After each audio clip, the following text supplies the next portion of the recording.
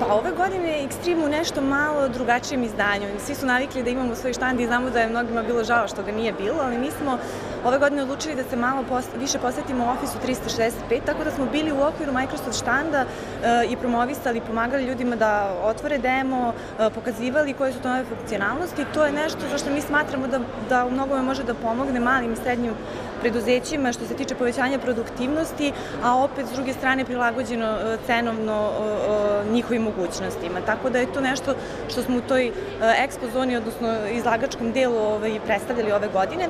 Što se tiče stručnih predavanja, naši stručnjaci su već neizostavno u tom predavačkom delu. Ove godine je Aleksandar Dimić iz naše firme predstavljao SharePoint 2013, koji je još uvek preview, još uvek nije zvanično izašao proizvod, ali je ono što smo videli već gotovo sigurno nešto što će se naći u finalnoj verziji.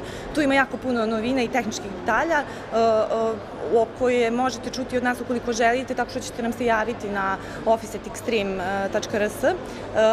Najviše je novine bilo oko template-ova, dizajna i naravno kolaboracije, odnosno komunikacije između tima, načina koje se informacije dele i kako se prenose, odobravaju i tako dalje, sve ono što je karakteristično za takav jedan sistem kao što je SharePoint.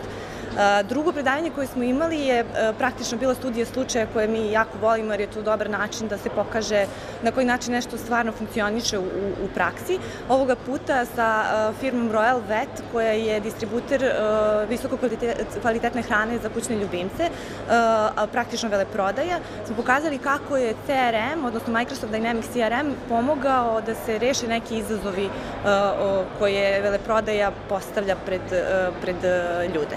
Office 365 je od skoro kod nas i tržište se još uvijek navikava na tu ideju clouda uopšte. To ne znači da interesovanja nema, šta više, to sinergija ovogodišnja i pokazuje. Jednostavno je ljudima potrebno vremena da se o nečemu informišu, ipak je to mesto gde oni treba da ostave svoje poslovne podatke i to je možda najveći kamen spoticanja što se tiče cloud tehnologija. Ipak interesovanje postoji i mi smo sigurni da će to u najskorijem periodu zaživeti, naročito, kažem, u sektoru malih i srednjih preduzeća kojima je zapravo to i namenjeno.